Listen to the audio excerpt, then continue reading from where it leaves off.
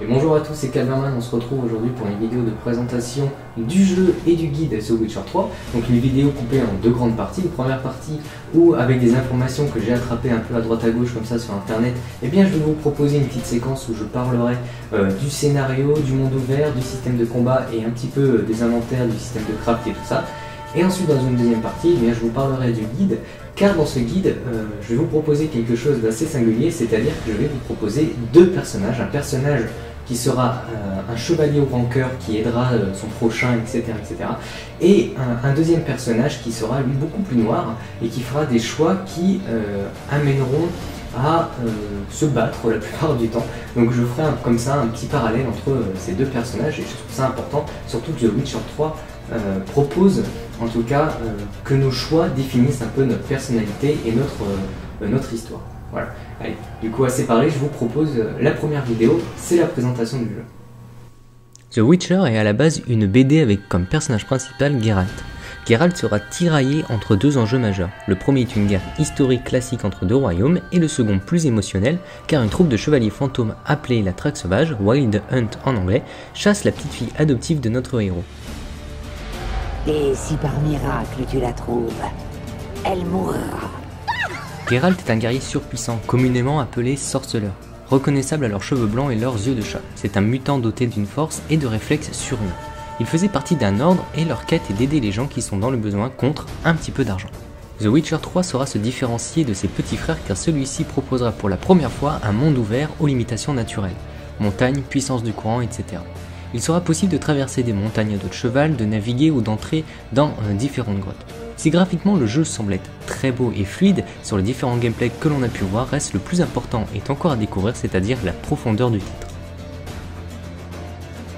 Les développeurs du jeu ont mis l'accent sur la coexistence du monde, entre monstres et humains, entre histoire principale et quête annexe. Ici les développeurs annoncent ouvertement que tout le monde peut vivre et que chaque personne fait partie de l'histoire du jeu et peut connaître un sort différent selon nos parties.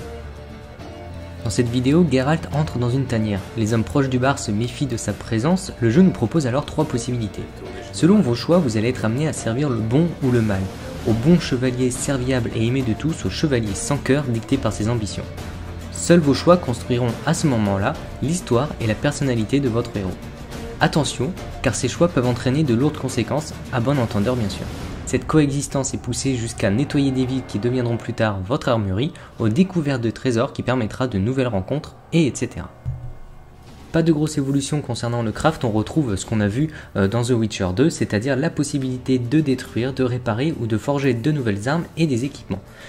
Comme d'habitude, on retrouvera la création de potions et de bombes selon bien sûr votre récolte tout au long du jeu. L'inventaire, lui, semble être assez classique et orienté pour le joueur console. Depuis ces dernières années, maintenant, on est habitué à tout ça. Parlons maintenant du système de combat et de nos différentes capacités. Durant nos quêtes, nous pourrons affronter des griffons, des dragons pour les plus gros, des ghouls, des zombies, des squelettes, des fantômes, sorcières pour les autres. Pour être meilleur, il faudra comprendre les points faibles de l'ennemi, utiliser une compétence qui pourra nous mettre dans une situation favorable. Pour cela, il faudra trouver des livres et des traités dans le monde de The Witcher 3 pour nous guider dans notre aventure. Geralt aura plusieurs flèches à son arc. Déjà, premièrement, il aura une épée en acier efficace contre les humains, une épée en argent très efficace contre les monstres, mais aussi une arbalète pour toucher les ennemis à distance tels que les oiseaux ou alors des ennemis souterrains comme les sirènes. The Witcher 3 a le malin plaisir d'emprunter des petites idées à droite à gauche afin de les assembler, et lorsqu'on apprend que Geralt pourra utiliser des signes qui pourra comme une onde de choc frapper un ennemi à distance pour le mettre au sol et le tuer avec notre épée, difficile de ne pas voir en cette mécanique les cris proposés dans Skyrim. Si le signe AR est efficace contre les ennemis volants, le signe INI lui aura la faculté de projeter une flamme depuis notre main gauche. Cette mana se rechargera automatiquement et les combats seront évidemment beaucoup plus dynamiques. Des petits gadgets viendront ponctuer notre aventure, des bombes de poudre d'argent qui annulera la possibilité d'une régénération de santé des loups-garous ou alors enduire son arme d'huile pour augmenter les dégâts.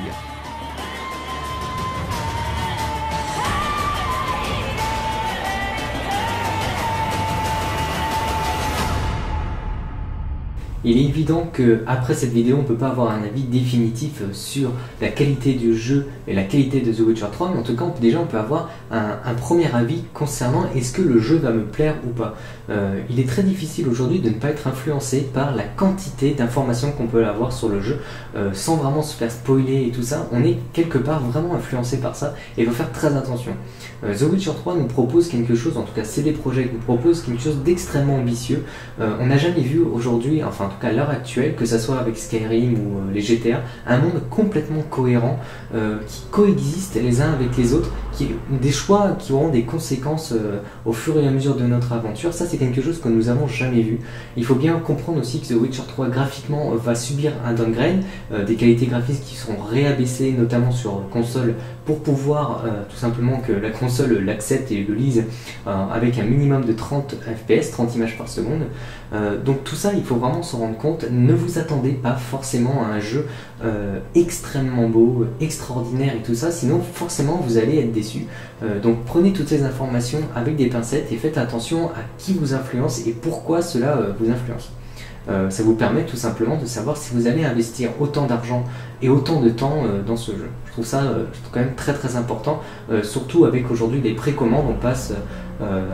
On achète un jeu quasiment 5-6 mois avant sa sortie. Certains jeux d'ailleurs on les achète en bêta, c'est-à-dire qu'ils sont même pas finis, on l'a déjà acheté. Il faut vraiment faire attention à ça. Ne pas acheter un jeu complètement dès le premier jour et tout ça. Il faut attendre d'avoir des informations, pourquoi pas même attendre une semaine ou un mois après la sortie du jeu pour savoir s'il y a eu des mises à jour pour l'améliorer, quel est le résultat final du jeu et tout. On prend l'exemple par exemple de The Order 1886 qui n'est pas un mauvais jeu en soi, mais j'ai vu beaucoup de gens précommander ce jeu et se retrouver un peu embêtés après 6 heures de jeu, l'avoir fini et dire bah il n'y a pas de rejouabilité, le jeu est quand même très dicté, très peu de liberté et très moyen, donc faites plutôt attention.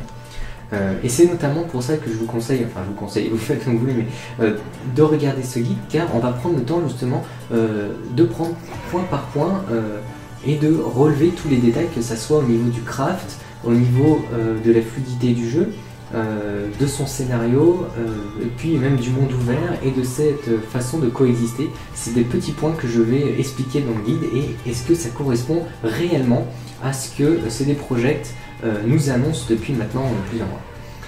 Donc pour revenir sur le guide, parce que là je m'égare comme d'habitude un petit peu, mais pour revenir sur le guide, comme je vous disais en introduction, on va prendre deux personnages.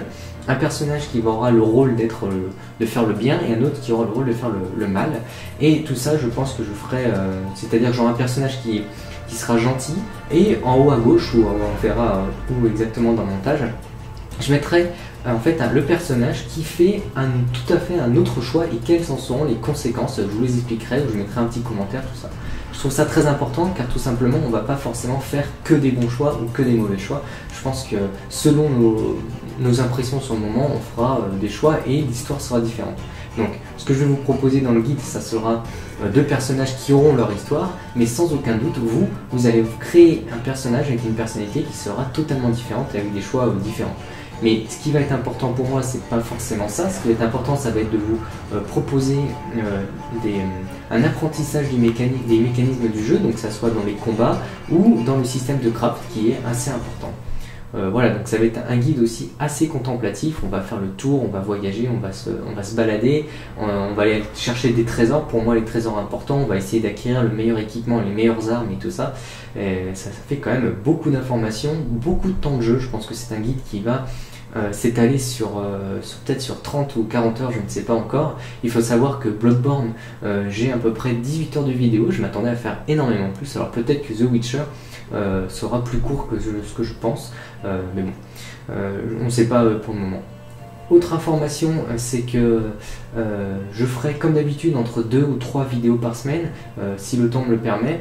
Je ne sais pas exactement quand je vais finir ou quand je vais commencer le guide. Je pense que je vais le commencer 2 semaines après la sortie du jeu, c'est-à-dire, si je dis pas de bêtises, fin mai, début juin. Je pense qu'à partir de juin, pendant un mois, je vais me concentrer sur The Witcher 3 pour faire un guide le plus complet possible. Je vais pas vous mentir, j'ai commandé évidemment le guide du jeu pour me permettre d'éviter d'oublier trop de choses. Je pense que je ferai le jeu sur PC pour des raisons d'encodage et d'enregistrement, c'est quand même beaucoup plus simple. Au niveau aussi des sauvegardes, même si sur PS4 avec une clé USB on peut se débrouiller, mais sur PC c'est quand même beaucoup plus facile. Et puis même peut-être au niveau du rendu graphique, je pense que j'arriverai à faire quelque chose de plus correct que sur PS4, même si je ne fais pas la guerre des consoles, hein. Je pense que sur PS4 il sera un très bon jeu. Voilà, écoutez, je pense avoir tout dit. Donc nous on se donne rendez-vous, je ferai pas de vidéo à mon avis avant début juin pour vous proposer la première vidéo du guide. En attendant, écoutez, amusez-vous bien, jouez bien à The Witcher 3 et puis n'hésitez pas à partager, à me donner des conseils ou des avis sur comment vous voulez que le guide fonctionne. Allez, je vous remercie et à très bientôt. Salut à tous, ciao.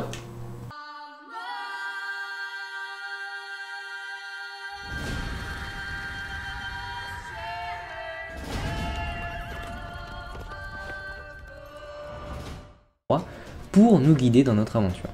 Geralt aura plusieurs flèches à son arc. Déjà, premièrement, il aura une épée en acier efficace contre les humains, une épée en argent très efficace contre les monstres, mais aussi une arbalète pour toucher les ennemis à distance tels que les oiseaux ou alors des ennemis souterrains comme les sirènes.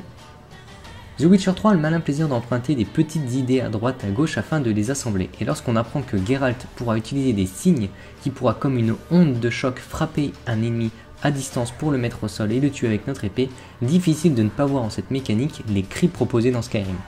Si le signe Ar est efficace contre les ennemis volants, le signe Ini lui aura la faculté de projeter une flamme depuis notre main gauche. Cette mana se rechargera automatiquement et les combats seront évidemment beaucoup plus dynamiques.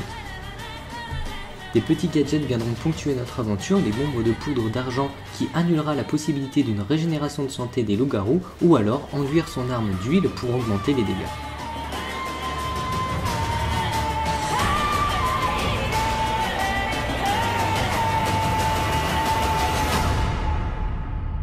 Il est évident qu'après cette vidéo, on ne peut pas avoir un avis définitif sur la qualité du jeu et la qualité de The Witcher 3, mais en tout cas, déjà, on peut avoir un premier avis concernant est-ce que le jeu va me plaire ou pas. Il est très difficile aujourd'hui de ne pas être influencé par la quantité d'informations qu'on peut avoir sur le jeu, sans vraiment se faire spoiler et tout ça. On est quelque part vraiment influencé par ça et il faut faire très attention. The Witcher 3 nous propose quelque chose, en tout cas CD Projekt nous propose quelque chose d'extrêmement ambitieux. On n'a jamais vu aujourd'hui, enfin en tout cas à l'heure actuelle, que ce soit avec Skyrim ou les GTA, un monde complètement cohérent qui coexiste les uns avec les autres, des choix qui auront des conséquences au fur et à mesure de notre aventure. Ça c'est quelque chose que nous n'avons jamais vu. Il faut bien comprendre aussi que The Witcher 3 graphiquement va subir Ainsi proposera pour la première fois un monde ouvert aux limitations naturelles, montagne, puissance du courant, etc. Il sera possible de traverser des montagnes à dos de cheval, de naviguer ou d'entrer dans différentes grottes. Si graphiquement le jeu semble être très beau et fluide, sur les différents gameplays que l'on a pu voir, reste le plus important est encore à découvrir, c'est-à-dire la profondeur du titre.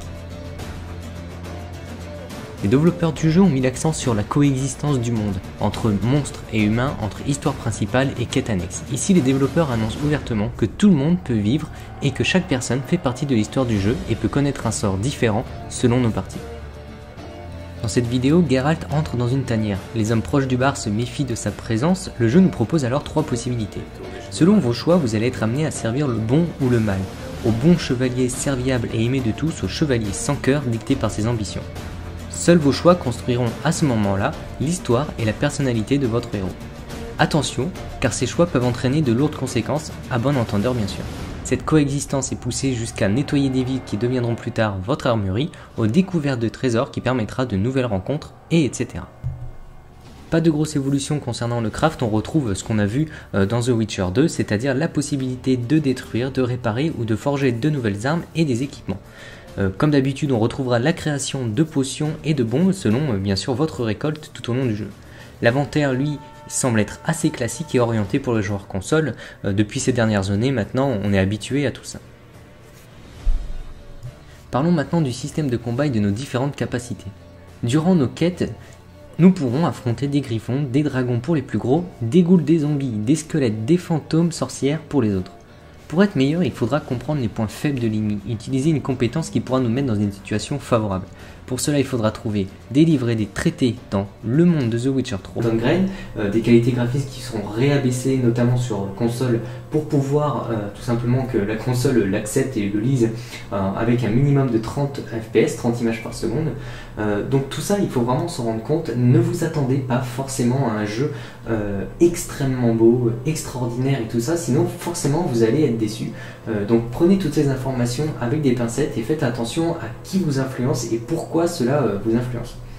Ça vous permet tout simplement de savoir si vous allez investir autant d'argent et autant de temps dans ce jeu. Je trouve ça quand même très important, surtout avec aujourd'hui les précommandes.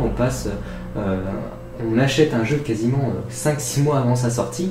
Certains jeux d'ailleurs on les achète en bêta, c'est-à-dire qu'ils sont même pas finis, on l'a déjà acheté. Il faut vraiment faire attention à ça. Ne pas acheter un jeu complètement dès le premier jour et tout ça. Il faut attendre d'avoir des informations, pourquoi pas même attendre une semaine ou un mois après la sortie du jeu pour savoir s'il y a eu des mises à jour pour l'améliorer, quel est le résultat final du jeu et tout. On prend l'exemple par exemple de The Order 1886 qui n'est pas un mauvais jeu en soi, mais j'ai vu beaucoup de gens précommander ce jeu et se retrouver un peu embêtés après 6 heures de jeu, l'avoir fini et dire bah il n'y a pas de rejouabilité, le jeu est quand même très dicté, très peu de liberté et très moyen, donc faites plutôt attention. Et c'est notamment pour ça que je vous conseille, vous faites comme vous voulez, mais de regarder ce guide, car on va prendre le temps justement de prendre point par point et de relever tous les détails, que ça soit au niveau du craft, au niveau de la fluidité du jeu, de son scénario, et puis même du monde ouvert et de cette façon de coexister. C'est des petits points que je vais expliquer dans le guide et est-ce que ça correspond réellement à ce que CD Projekt nous annonce depuis maintenant plusieurs mois.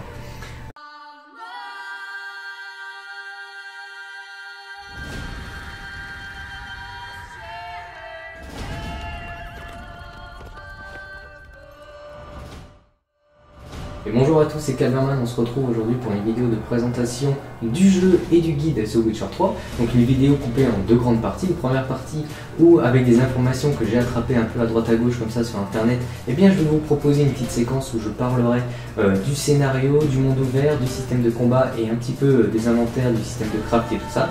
Et ensuite dans une deuxième partie, eh bien, je vous parlerai du guide, car dans ce guide, je vais vous proposer quelque chose d'assez singulier, c'est-à-dire que je vais vous proposer deux personnages. Un personnage qui sera un chevalier au grand cœur qui aidera son prochain, etc. Et un deuxième personnage qui sera lui beaucoup plus noir et qui fera des choix qui amèneront à se battre la plupart du temps. Donc je ferai comme ça un petit parallèle entre ces deux personnages et je trouve ça important, surtout que The Witcher 3 propose en tout cas que nos choix définissent un peu notre personnalité et notre histoire. Voilà, allez, du coup assez parlé, je vous propose la première vidéo, c'est la présentation du jeu. The Witcher est à la base une BD avec comme personnage principal Geralt.